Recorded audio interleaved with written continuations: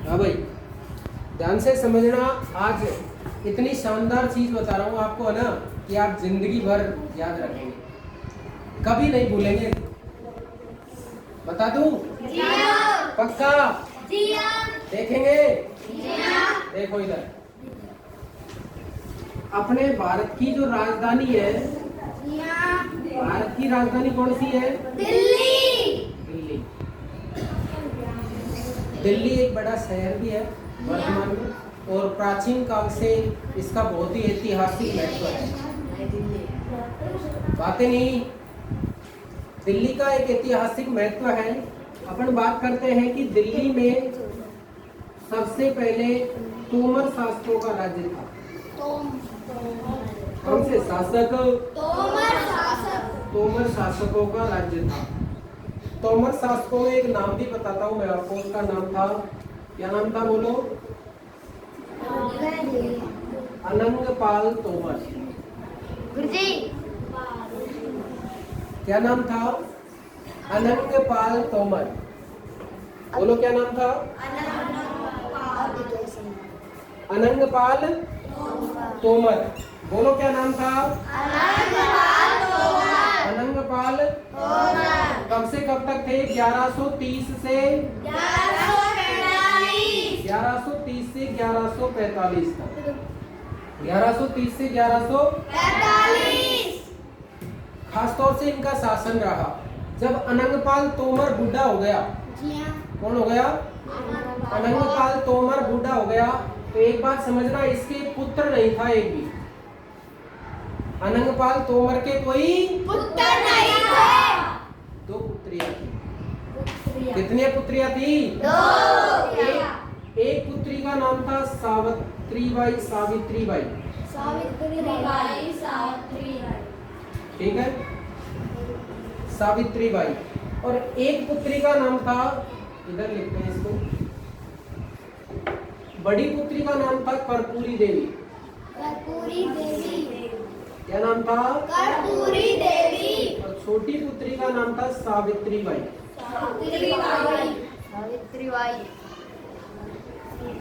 ठीक है। ये जो कर्पूरी थी बड़ी थी, और सावित्री जो थी छोटी थी। ठीक है। इस कर्पूरी का विवाह कहाँ पर किया? अजमेर। ठीक है। और ये जो सावित्री थी, इसका विवाह किया था कहाँ पर? गहडवाल, कन्नौज। कहाँ पर किया था? कन्नौज। बात समझ में आ गई यहाँ तक की? ये बहुत बड़ी थी और ये बहुत छोटी थी। बहुत दिन बाद में हुई थी सावित्री, है ना। कर्पूरी का विवाह अजमेर में किया, तो इसके एक पुत्र हुआ जिसका नाम था पृथ्वीराज चौहान। Very good. क्या नाम था? पृथ्वीराज चौहान। नंबर पूछे तो तीसरा था ये। ठीक है, पृथ्वीराज चौहान तीसरे नंबर का था। और ये जो सावित्रीबाई का जो पुत्र था, किसका? सावित्रीबाई का। सावित्रीबाई के पुत्र का क्या नाम था? जयचंद गैडवाल। क्या नाम था? जयचंद गैडवाल। बोलो बात समझ में आ गई क्या?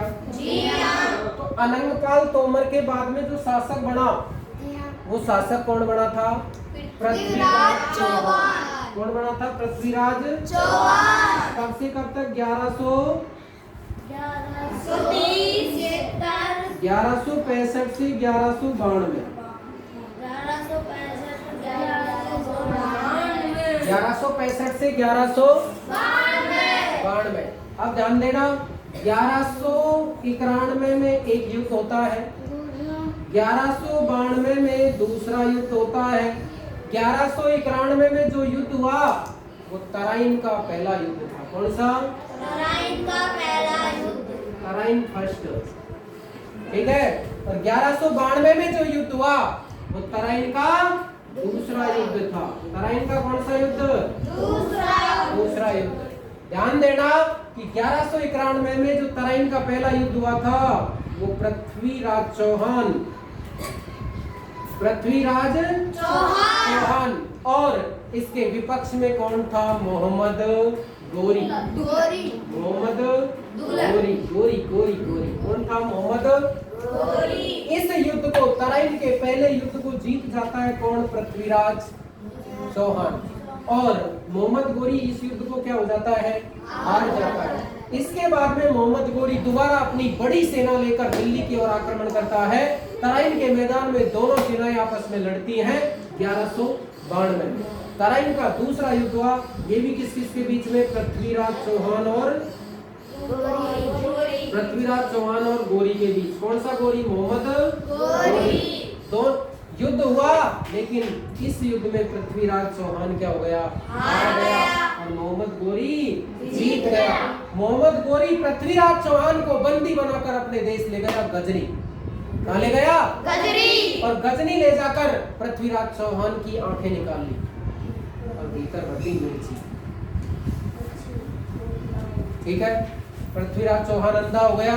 इसके बाद में पृथ्वीराज चौहान का एक मित्र था, उसका नाम था चंद्रबरदाई। क्या नाम था? चंद्रबरदाई। ध्यान से सुनना कि पृथ्वीराज चौहान से मिलने गया कौन? चंद्रबरदाई। जब चंद्रबरदाई, इसका रे को यहाँ भी लगा सकते हैं अपन, तो ये यहाँ जाएगा। चंद्रबरदाई जब मिलने गया तो इसने जाके मोहम्मद गोरी से कहा कि मैं मिलूंगा। गोरी ने मिलने से मना कर दिया। तो इसने बड़ाई की चंद्रबरदाई ने। कवि भी था, लेखक भी था कौन? चंद्रबरदाई। पृथ्वीराज रासो नामक ग्रंथ लिखा है किसने?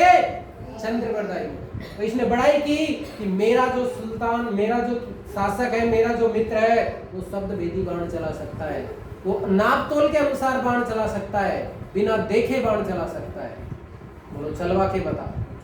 तो जब जाके इसको जाने दिया, पृथ्वीराज से मिला और पृथ्वीराज से कहा कि ऐसे ऐसे तेरे को मैं नाप तोल बताऊंगा और तेरे को बाण चलाना है।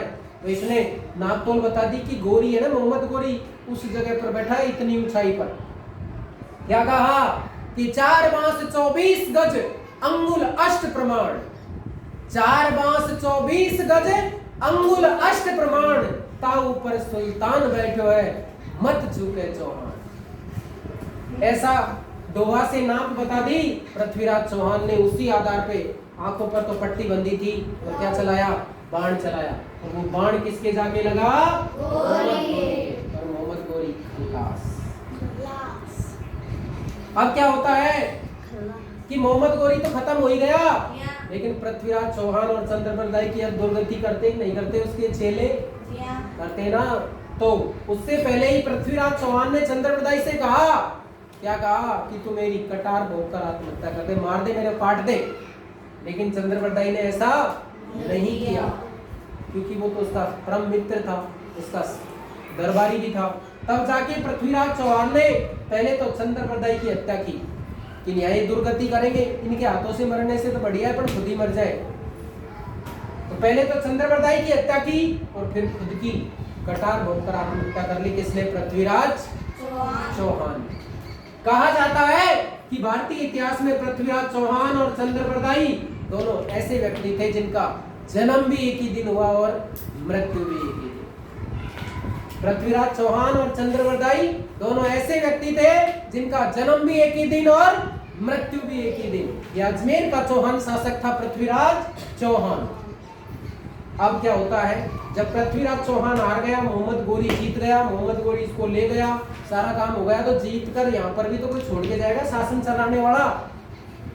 तो यहाँ पर मोहम्मद गोरी का गुलाम आता है और उसका नाम था कुतुबुद्दीन ऐबक। ध्यान से समझना कैसे वंशों की शुरुआत होती है, बहुत अच्छी ट्रिक है, इसको समझ लेना। देखो गुल, ध्यान दो, क्या गुल क्या लिखा है? गुल। खिला, तू, से, लो, में। याद रह जाएगी नहीं रहेगी? बोलो क्या लिखा है? गुल खिला तू, बोलो जोर से, गुल खिला खिलातू, गुल खिलातू, गुल खिलातू। गुल का मतलब गुलाम वंश, गुल का मतलब गुलाम वंश। खिला का मतलब खिलजी वंश, कौन सा वंश? देखते चलो भले तुम्हारी किताब में क्रम से चल रहा है कि नहीं चल रहा है। पहले गुलाम वंश, गुलाम वंश के बाद में आएगा खिलजी वंश, खिलजी लिख रखा होगा। फिर है तू से तुगलक वंश, कौन सा वंश? तुगलक वंश। तुगलक तू के बाद में सैयद वंश, कौन सा वंश? सैयद वंश। और सबसे अंत में आया कौन सा वंश? लोधी वंश। कौन सा वंश? बोलो, बात समझ में आई क्या? गुल खिलातू सैलो, गुल खिलातू। तो सबसे पहला वंश कौन सा? दूसरा कौन सा? खिलजी। तीसरा कौन सा? तुगलक। चौथा कौन सा? सैयद। और पांचवा कौन सा? लोधी वंश। गुलाम वंश, खिलजी वंश, तुगलक वंश, सैयद वंश और लोधी वंश। बोलो, बात समझ में आ गई क्या? बोलो जोर से, पहला कौन सा? दूसरा, तीसरा, चौथा, पांचवा। गुलाम वंश पहला, दूसरा खिलजी वंश, तीसरा तुगलक वंश, चौथा सैयद वंश और पांचवा जादुई छड़ी को अपन चलाते हैं और आगे बढ़ते हैं अपनी। याद रखोगे?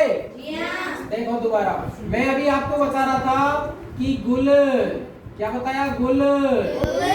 गुल के बाद में खिला, बताया था क्या? गुल खिला। फिर से लो में, गुल खिला तू जोर से बोलो, गुल खिला तू, गुल खिला तू, गुल खिला तू। गुल का मतलब गुलाम वंश, कौन सा वंश? गुलाम वंश। खिला का मतलब कौन सा वंश? बोलो जोर से, खिलजी वंश। कौन सा वंश? तू का मतलब, तू का मतलब तुगलक वंश। कौन सा वंश? सै का मतलब कौन सा मतलब? सै का मतलब और लो का मतलब लोधी वंश। कौन सा वंश? लोधी वंश। अब आपने पढ़ा कि गुलाम वंश का जो शासन है वो पृथ्वीराज चौहान के बाद में शुरू होगा, ठीक है? तो आप लगा सकते हैं 1192 से। कहां से? 1192 से, क्योंकि पृथ्वीराज चौहान हार गया था ना तराइन के दूसरे युद्ध को। 1192 से कब तक रहा? 1287। 1287। ध्यान से देखना, इसमें 4 शासक होंगे। 1 2 3 4। क्लियर? पहले शासक का नाम क्या था बताएंगे आप? बोलो, कुतुबुद्दीन ऐबक। क्या नाम था? बोलो ध्यान से, कुतुबुद्दीन ऐबक। क्या नाम था? बोलो, ऐबक, कुतुबुद्दीन ऐबक। दूसरा शासक कौन बना? इल्तुतमिश। कौन बना? इल्तुतमिश। क्या नाम था? इल्तुतमिश। कौन सा मिश? किसमिश नहीं, इल्तुतमिश। कौन सा मिश? इल्तुतमिश की बेटी थी क्या? क्या नाम था? क्या नाम था? रजिया सुल्तान। क्या नाम था? रजिया। दिल्ली सल्तनत की पहली महिला शासिका कौन थी? और इसके बाद में आता है गयासुद्दीन बलबन। कौन आता है? गयासुद्दीन। बोलो, समझ में आ गया क्या? गयासुद्दीन। बोलो जोर से, गयासुद्दीन। पहला शासक बताओ कौन था? कुतुबुद्दीन। दूसरा कौन था? इल्तुतमिश। तीसरा कौन था? रजिया सुल्तान के बाद कौन बना? गयासुद्दीन। अब देखो ध्यान से, यहाँ पर खिलजी शासक आएंगे। खिलजी शासक कब आएंगे? इसके बाद, यानी लगभग 1290। कब आएंगे? 1290 से लेकर कब तक रहेंगे? 1320। 1320 तक है। खिलजी शासक कितने थे? 2 ही थे। कितने थे? 2 थे। खिलजी शासकों में पहले शासक का नाम तो है जेके और दूसरे शासक का नाम है एके। जेके का मतलब जलालुद्दीन खिलजी, जलालुद्दीन खिलजी, और एके का मतलब अलाउद्दीन खिलजी। ध्यान दो इधर, 1290 से शुरू होगा जलालुद्दीन खिलजी, तो 1290 से 1296, 1290 से 1296 कौन था? जलालुद्दीन। और 1296 से कौन आ जाएगा? 1296 से 1320 तक कौन आएगा? अलाउद्दीन। बोलो, बात समझ में आ गई क्या? जी हाँ। उसके बाद में कौन सा वंश आएगा? तुगलक वंश। कौन सा वंश? तुगलक वंश कब से कब तक था? कोई बताएगा? 1320 से 1320 से 1414। 1320 से 1414। कितने व्यक्ति है इसमें? 3। देखो ध्यान से, नंबर 1, नंबर 2 और नंबर 3। पहला कौन था? बोलो। नाम से स्पष्ट है, तुगलक वंश है तो गयासुद्दीन तुगलक। कौन था? गयासुद्दीन। बोलो जोर से, कौन था? गयासुद्दीन तुगलक। कब से कब तक रहा था? 1320 अरे 1320 से होगा ना? 1320 से शुरू हो रहा है ना? 1320 से 1324 तक। 1320 से 1324। दूसरा था मोहम्मद तुगलक। क्या नाम था? मोहम्मद। बोलो जोर से, कौन था? मोहम्मद तुगलक। कब से कब तक? 1324 से लेकर 1351। फिर कौन था? फिरोज शाह। क्या नाम था? फिरोज शाह। बोलो, फिरोज शाह। 1351 से 1351 से 1388। इसके बाद में इसकी स्थिति खराब हो गई। फिर कौन सा वंश आ गया? सैयद वंश। कौन सा वंश? सैयद वंश। कब से कब तक है सैयद वंश? 1414 से 1451। एक ही याद रखोगे, इसमें कौन था? खिलजी खान। क्या नाम था? खिलजी खान। कब से कब तक? 1414 से 1421। बाद में कौन सा वंश आ गया?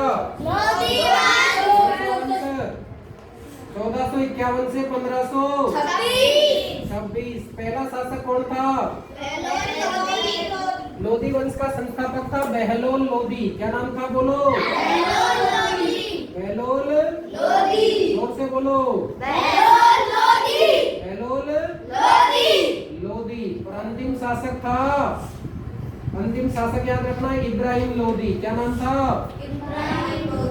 इब्राहिम लोधी।